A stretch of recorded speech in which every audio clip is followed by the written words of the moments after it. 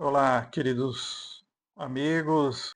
Prossigo trabalhando com muito carinho as nossas aulas aqui de A Saúde do Lar Cristão, Satisfação, Sistema e Significância, com o tema Tudo Começa na Família. E para terminar bem, é preciso vencer toda a incredulidade.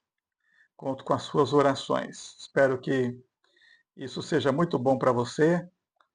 Peço que comente, faça sugestões, deixe sua declaração aqui no chat ao vivo ou nas mensagens. Hoje quero falar um pouquinho sobre como vencer, como vencer a incredulidade nas relações familiares no dia a dia. Tudo começa na família. Esse é o nosso tema. E hoje, a propósito da última aula, que foi gravada, transmitida em dia 29 de junho, ali está o link, depois vou deixar aqui na descrição esse link para quem perdeu, para quem quiser rever. Falava sobre os 4 princípios eternos para a família. E naquele slide que comentava Gênesis capítulo 7, versículo 1, estava lembrando que bem no começo, com Noé, o povo havia se distanciado tanto de Deus ao ponto de a incredulidade dominar todas as famílias, exceto a família de Noé. De maneira que a incredulidade sempre foi uma dificuldade para as pessoas, para as famílias. Então, para vencermos todas as tentações, todas as dificuldades que estão sendo lançadas no dia a dia da vida, da família, nós precisamos desenvolver a credulidade, o crer em Deus, em suas promessas. Então eu me perguntei por quê?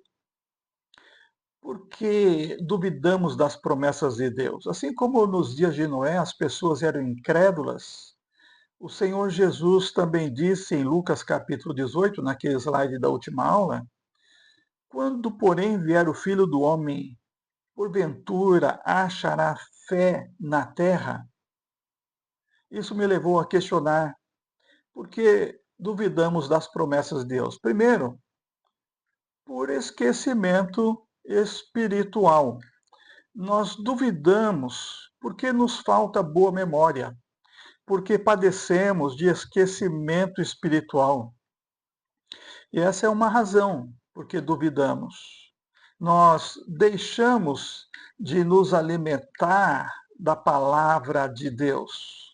Nós deixamos de alimentar a nossa fé com as Escrituras. E quando a nossa fé não é alimentada com as Escrituras, nós esquecemos o que Deus já fez e tudo o que ele prometeu a nós.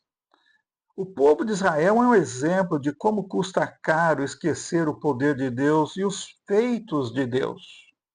Quanto sofrimento foi provocado porque teve falta de memória do que Deus fez, e mesmo diante de ver tantos milagres no Egito, o povo murmurou no deserto. Êxodo capítulo 16. Então, crer nas palavras de Deus, cantar hinos de louvor a Deus, pode ser, como diz o Salmo 106, uma prática nossa no domingo, no dia de culto, mas nos esquecemos das suas obras logo nos dias seguintes. Diz o Salmo 106, de 12 a 15, que se esqueceram das suas obras e não lhe aguardaram os desígnios, entregaram-se à cobiça no deserto e tentaram a Deus na solidão. Olha, atenção, a memória espiritual precisa ser cultivada todos os dias com gratidão e comunhão constante. Precisamos, como disse Martinho Lutero, Precisamos ouvir o Evangelho todos os dias, porque nos esquecemos dele todos os dias. Então, por que duvidamos das promessas de Deus? Por esquecimento espiritual. Em segundo lugar, por impaciência sentimental. Nós muitas vezes permitimos que a impaciência e a falsa expectativa na nossa espera, da nossa esperança, essa falsa expectativa dominem nossa vontade e sentimentos. Nós geralmente queremos tudo no nosso tempo, como as crianças. Costumo brincar, né? Se você promete para o filho, para a criança, para o neto, um bombom agora, ou uma caixa de bombom amanhã, ela escolhe o quê? O bombom agora. Então, muitas vezes nós temos impaciência sentimental, nós queremos tudo no nosso tempo.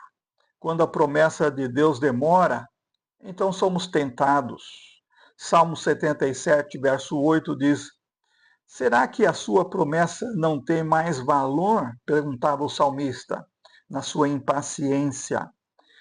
A palavra de Deus nos diz, é uma promessa, uma das milhares de promessas que nós temos em Números capítulo 23, verso 19. Deus não é homem para mentir. Deus não é homem para mentir. Então, o que ele afirmou, ele vai cumprir no tempo certo. A paciência de Jó é um exemplo disso. Melhor do que paciência, talvez seria dizer a perseverança de Jó. Jó disse em Jó, capítulo 23, verso 10, ele sabe o meu caminho. Se ele me provasse, sairia eu como ouro.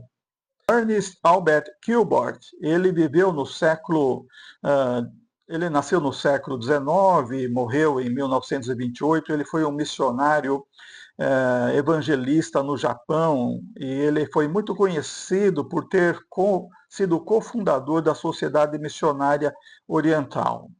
Gilbert disse: a fé cresce no meio da tempestade. Apenas 7 palavras, mas como são significativas para quem já enfrentou a tempestade. Fé é aquela faculdade dada por Deus que, quando exercitada, faz-nos ver o invisível com a maior clareza e pela qual as coisas impossíveis se tornam possíveis. Ela lida com o sobrenatural, mas ela cresce no meio das tempestades, isto é, onde há perturbações na atmosfera espiritual. As tempestades são causadas pelo conflito dos elementos. E as tormentas do mundo espiritual são conflitos com elementos hostis. E nesse ambiente que a fé encontra o seu solo mais fértil. Em tal meio, ela chega mais depressa ao seu pleno amadurecimento. As árvores mais fortes não são as encontradas ao abrigo das florestas, mas as de campo aberto. Os ventos de todos os lados as açoitam e curvam e torcem, até que por fim atingem toda a sua estatura. Lembremos-nos de que a estrada que devemos palmilhar não é aquela alameda florida e ensolarada, mas sim um trilho íngreme, estreito e rochoso. É uma vereda de dor e alegria, de sofrimento e bálsamo, de lágrimas e sorrisos, e de provas e vitórias, conflitos e triunfos, de dificuldades, perigos, afrontas, de perseguições e mal-entendidos, de tribulações e angústia, ao longo dos quais somos feitos mais do que vencedores por aquele que nos amou. E no meio das tempestades, exatamente no meio onde a fúria é maior, podemos ser tentados a retrair-nos ante a aprovação de uma tempestade de sofrimento, mas avancemos. Deus está ali para encontrar-se conosco no centro de todas as tribulações e para revelar-nos os seus segredos que farão com que saiamos do meio delas com um rosto brilhante e uma fé invencível, que não será abalada nem por todos os demônios do inferno. Então, para vencer a incredulidade, foque também em vencer a impaciência sentimental. Devemos suportar as aflições e não permitir que nenhuma adversidade domine o nosso sentimento ao ponto de duvidarmos das promessas de Deus. Em terceiro lugar, por que duvidamos das promessas de Deus? É por influência cultural. Muitas pessoas praticam a dúvida, duvidam do que Deus falou, do que Deus pode fazer, simplesmente por se deixarem influenciar pela cultura. Nosso mundo sofre forte influência do humanismo. Nosso mundo está impregnado de racionalismo e pragmatismo cultural. Para o humanismo, duvidar é virtude, ao contrário da fé cristã. Para a fé cristã, crer é essencial, como diz Hebreus 11:6. Sem fé é impossível agradar a Deus. Enquanto o humanismo moderno encoraja a dúvida como virtude, Buda dizia, e Descartes também, mais recentemente, duvide de tudo. Isso pode minar a confiança nas verdades eternas. A Bíblia, porém, revela que a fé é essencial para agradar a Deus. Então, muitos duvidam porque estão se deixando influenciar pela cultura moderna e pós-moderna. Em último lugar, por que duvidamos das promessas de Deus? Por incredulidade mental. Uma resistência interior, uma descrença ou falta de fé. A falta de fé, ela impede a aceitação de verdades espirituais. Incredulidade aqui significa, basicamente, a falta de confiança no caráter de Deus. A teologia explica que a incredulidade é uma aversão à ação do Espírito Santo e à revelação de Deus. Hebreus 3,19 diz que os israelitas não entraram na terra prometida por causa da incredulidade, isto é, aquela geração que saiu do Egito e morreu no deserto. A incredulidade é vista como uma desconfiança de que Deus seja capaz ou que está disposto a cumprir o que ele prometeu. Em Mateus capítulo 13, verso 58, nós lemos que Jesus não realizou muitos milagres em Nazaré por causa da incredulidade do povo. Então, as promessas de Deus são como altas montanhas, inabaláveis.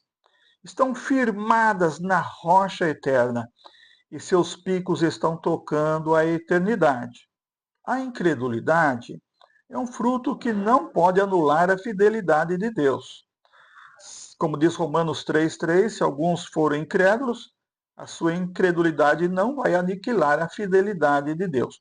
Mas a incredulidade é uma ação que faz a gente oscilar, falhar e até tropeçar nas firmes e inabaláveis promessas de Deus. Então veja, no dia a dia da família, no dia a dia do lar cristão, nossos relacionamentos de modo geral, na sociedade, no trabalho, na escola, mesmo na igreja, em todos os ambientes. Nós precisamos vencer a incredulidade. Precisamos pôr um fim nessas coisas que causam a dúvida e nos levam a desenvolver descrença. Nós precisamos desenvolver a fé. A incredulidade tem potencial para impedir a resposta da oração, pois a promessa segura é de que precisamos crer para receber. E então vacilamos por nossos próprios sentimentos. É isso que a incredulidade faz. ela provoca rotina sem objetivo. Podemos ser religiosos, frequentar o culto e frequentar os programas religiosos, e ainda assim vamos culminar na nossa própria hipocrisia, pois vamos continuar orando em vão e buscar a Deus em vão, sem corresponder ao poder de Deus através da fé. Então, nós duvidamos, e quando nós duvidamos, o que nós estamos fazendo é exteriorizar que somos movidos por circunstâncias. Se não enfrentarmos a dúvida com fé, ela se infiltra em nossos sentimentos. Ela fragiliza a nossa confiança e, por fim, ela grita tão alto que as nossas orações são caladas. A dúvida, quando infiltrada em nosso sentimento, em nossa mente, ela é um obstáculo influente que contradiz a promessa. E então a realidade se torna instável, agitada, e isso nos arrasta como ondas de insegurança. Por isso Tiago diz lá em capítulo 1, verso 6, quem duvida é como a onda do mar, instável e agitada. A teologia não classifica a dúvida como pecado em si, mas explica como ela pode se tornar um obstáculo se não for enfrentada com fé e oração. Então lembre de desenvolver a fé. Lembre de desenvolver oração pela fé.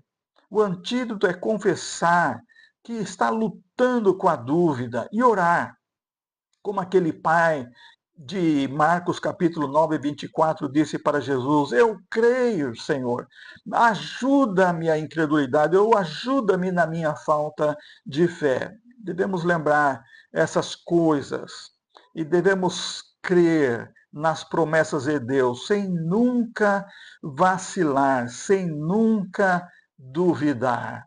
Precisamos crer nas promessas infalíveis de Deus Pai. Precisamos crer que a bondade e a misericórdia do Senhor nos seguirão todos os dias. Eis a promessa. Se o Senhor é o nosso pastor, como diz o Salmo 23, o Senhor é meu pastor, nada me faltará. Se Ele é o nosso pastor, podemos confiar que a bondade e a misericórdia do Senhor nos seguirão todos os dias. Essa é uma das principais promessas que eu carrego em meu peito e que eu repito em minhas orações diárias. Oh, Senhor, obrigado porque o Senhor está aqui presente. Quando oro com Cidinha, quando oro com meus irmãos, meus familiares, eu estou lembrando que o Senhor está conosco todos os dias. A expressão do hebraico significa que o Senhor está perseguindo, está conosco com o propósito de que Ele nos guarda, de que Ele nunca nos abandona. Por isso, Lamentações de Jeremias, no capítulo 3, verso 22 e 23, diz: as misericórdias do Senhor são a causa de nós não sermos consumidos. James Smeaton, um pintor e gravador inglês do século XIX, ele declarou algo interessante.